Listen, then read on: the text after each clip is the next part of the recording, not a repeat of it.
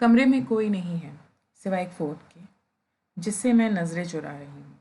काम करने के बहाने जितनी बार भी कमरे में आई, टेबल पर रखा मेरा फ़ोन मुझे घूरता मिला, जैसे कह रहा हो या तो मेरा इस्तेमाल करो, उसे फ़ोन लगा दो या फिर मुझे बंद करके कहीं कोने में छुपा दो।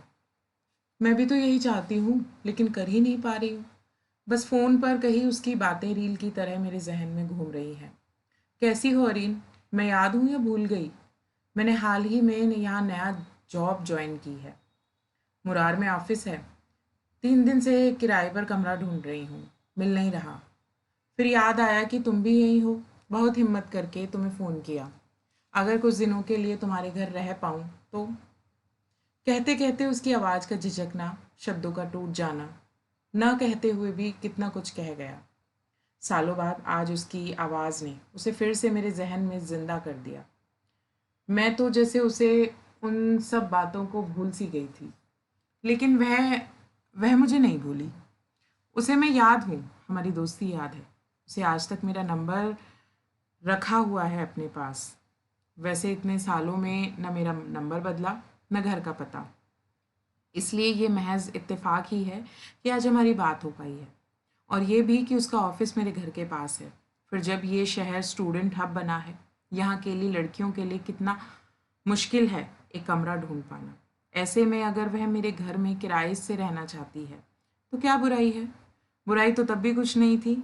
मैं ही बस सोसाइटी और पति के बनाए एक खोखले ढांचे से बाहर नहीं निकल पाई थी और एक खुशगवार दोस्ती से मुंह मोड़ लिया था। उस दोस्ती की जात आज सालों बाद दबी हुई चोट के मीठे दर्द की तरह उभरी है, जो अब तक मन की परतों के नीचे घुट घुट कर सांसें ले रही थी। बहुत देर की कशमकश के बाद मैं अपना फ़ोन लेकर सोफे में धंस गई हूँ। अब जानना चाहती हूँ, फ़ोन करके उससे सब पूछना चाहती हूँ कि इतने सालों में उसने क्या किया, कैसे इस गंवार दुनिया में अपनी अलग तरह की मोहब्बत को जिंदा रख पाई। रख भी पाई है, शादी कर ली किसी लड़के से, या अगला शब्द मन में आते ही मेरे हाथों के बाल उसी तरह खड़े हो गए जैसे सालों पहले इस बात की भनक पड़ने पर हुए थे। इन्नल्ला मा सरेबिन, सब्र की दुआ में मैंने अल्लाह को याद किया, लेकिन फिर भी मन को सब्र सुकून नहीं में है।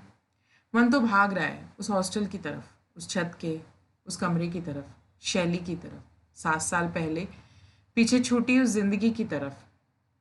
वह हॉस्टल में मेरा पहला दिन था, जब मैं वेटिंग हॉल में वार्डन के सामने खड़े होकर अपने लिए किसी रूम के अलॉट होने का इंतज़ार कर रही थी। 1 महीने लेट एडमिशन की वजह से सारे कमरे लगभग भर गए थे। शहर यूनिवर्सिटी से बहुत दूर होने की वजह से कहीं और जा भी नहीं सकती थी। रूम्स की लिस्ट पर वार्डन के साथ साथ घूमती मेरी नज़रों ने जब रूम नंबर 50 के आगे 2 सीटर लिखा देखा तो फ़ौरन वार्डन से वही रूम मांगा। लेकिन वार्डन ने ये कहकर मना कर दिया कि तुम वहाँ नहीं रह पाओगी, रूम नंबर 51 में अपना सामान रख लो। एक 2 सीटर रूम खाली होते हुए भी मुझे 4 सीटर में पटकने के लिए मैं वार्डन को तब तक कोसती रही जब तक मेरी नई बनी रूममेट निधि ने मुझे नंबर 50 का राज नहीं बताया था। उस दिन वो राज सुनकर ना सिर्फ मेरे रोंगटे खड़े हो गए थे, बल्कि चौंकते हुए मेरी ज़ुबान से निकला, क्या वाकई? हाँ, कहते तो सभी यही हैं कि वो लेस्बियन है, बाकी ट्राई अभी तक किसी ने नहीं किया है। ठिलठिलाकर हंसते हुए निधि ने मुझे सब बताया, तो मैंने वार्डन और अल्लाह दोनों का शुक्र किया, एक आफत से बचा लिया। उसके बाद रूम नंबर 50 में रहने की ख्वाहिश तो मेरी नहीं रही, लेकिन उस लड़की को देखने की ख्वाहिश ज़रूर सर चढ़ने लगी। मैं देखना चाहती थी, इस शौक को पालने वाली लड़कियां दिखने में नॉर्मल ही होती हैं या आम लड़कियों से अलग? क्या कुछ अलग होता है उनके शरीर में जिससे उनकी अलग पहचान होती है? क्या वो किसी अलग रंग रूप की होती हैं? उनकी कमर सीधी बिना किसी लचक के होती है, या उनका सीना गोल ना होकर चपटा या किसी और आकार का होता है? और कमर के नीचे? जब मेरे ख्याल उसकी कमर के नीचे तक पहुँचे तो मैंने उन्हें छी छी अस्तगफिरुल्लाह कहकर दुत्कार दिया था। बहुत से ज़हनी शैतानों को सुलाने के बाद आखिर मैं बस एक बार करीब से रूम नंबर 50 वाली लड़की को देखना चाहती थी। ज़िंदगी में पहली बार घर से और अपने माँ बाप से दूर हॉस्टल में पढ़ने गई थी। ग्रेजुएशन कर लिया था, लेकिन अपने हिसाब के बाहर की दुनिया, समाज, फैशन, नए ज़माने की बातें और तौर तरीक़ों से बिल्कुल अनजान थी। ऐसा नहीं था कि मुझे मनाही थी, बस मेरी फितरत ने मुझे कभी किताबों और कुरान के बाहर झाँकने ही नहीं दिया। घर में रहकर भी कभी अखबार या समाचार सुना पढ़ा नहीं। मेरे मंगेतर जुनैद की ज़िद ना होती तो शायद मैं कभी घर से बाहर पढ़ने भी न जाती। वो चाहता था कि मैं शादी से पहले अपनी मर्ज़ी जितना पढ़ लूँ, मगर हॉस्टल जाने से पहले मुझे भोली, बुद्धू और दीन दुनिया की तरफ ना समझ देखकर उसने मुझे इस हिदायत के साथ पढ़ने भेजा था कि हॉस्टल में सिर्फ पढ़ने में मन लगाना। हॉस्टल की लड़कियां अच्छी नहीं होती, फिजूल आज़ाद होती हैं, उनसे ज़रा बच के रहना। मैं भी तो यही चाहती थी। मुझे क्या पता था कि हॉस्टल के पहले ही दिन मुझे वो मसला इतने करीब से जानने को मिलेगा जिसके बारे में मैंने गाहे बगाहे लड़कियों की खुसर पुसर में यहाँ वहाँ सुन रखा था। हॉस्टल के शुरुआती हफ्तों में मुझे रूम नंबर 50 वाली लड़की से मिलने का मौका नसीब नहीं हुआ था। क्लासेस का टाइम अलग अलग होने की वजह से जब मैं हॉस्टल में होती तब वह नहीं होती, और जब वह हॉस्टल में होती तब मैं नहीं होती। जूनियर थी वह मेरी।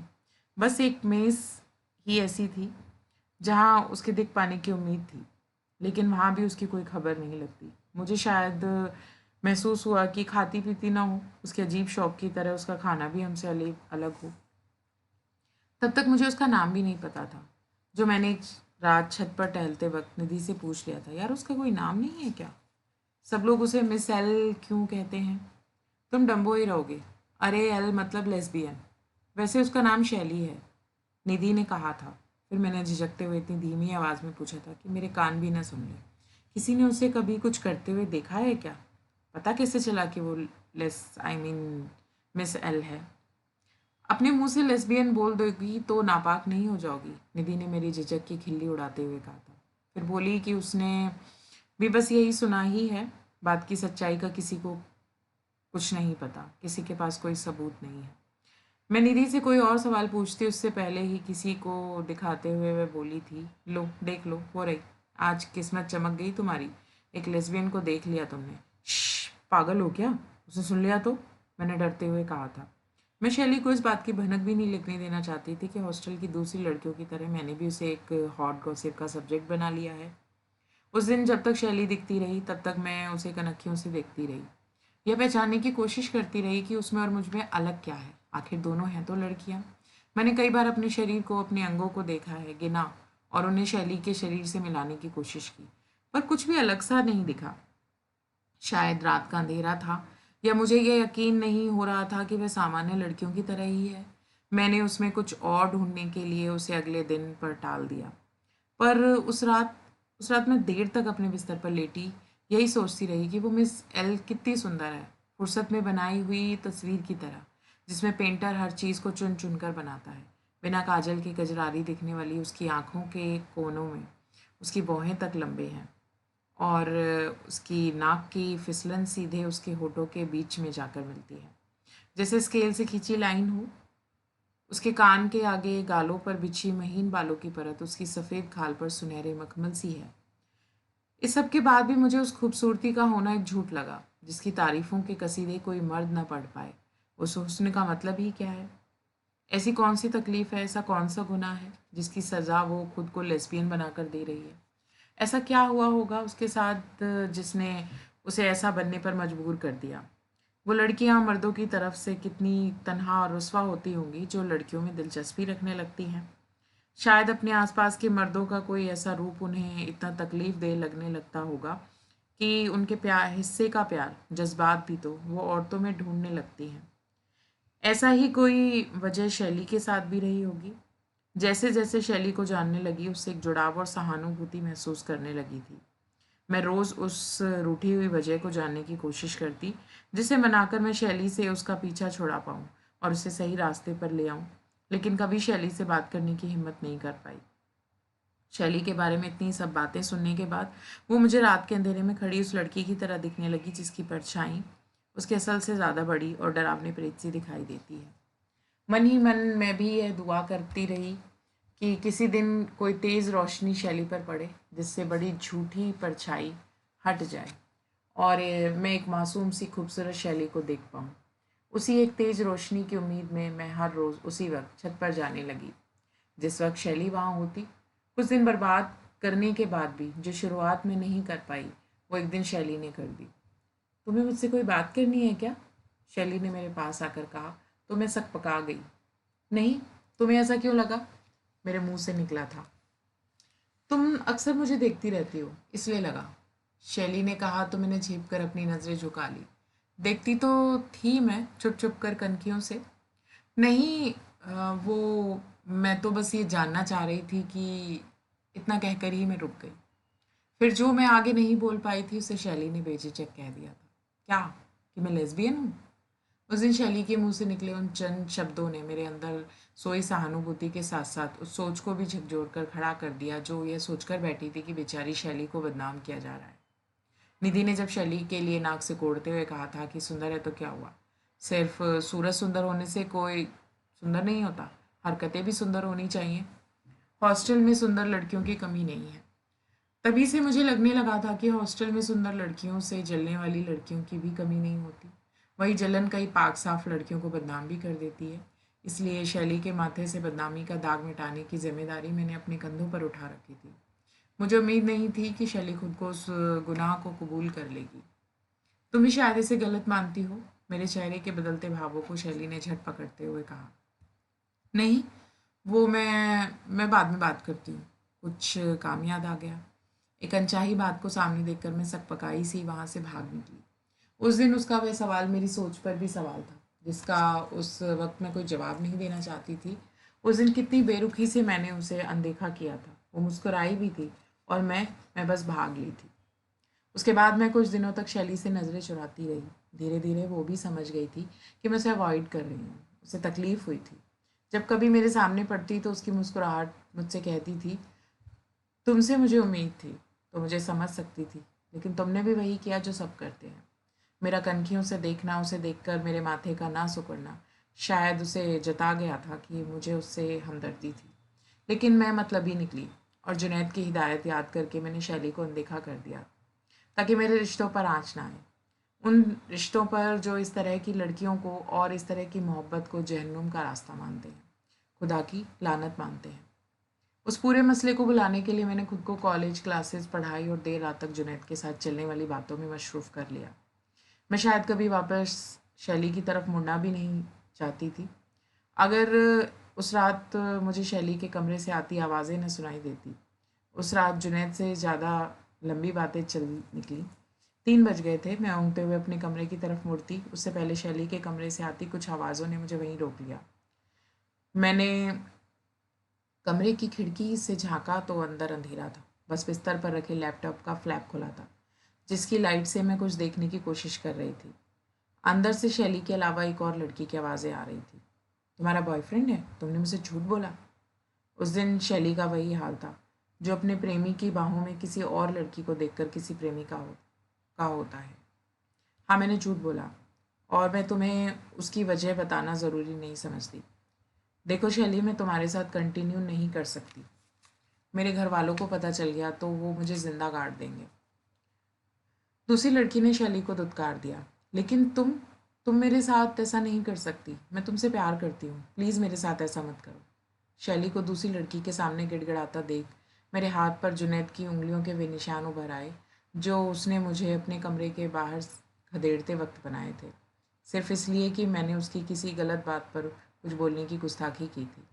जुनैद अच्छा है, मुझसे प्यार भी करता है, लेकिन डरा कर। उसके प्यार में बंधन है, आज़ादी नहीं।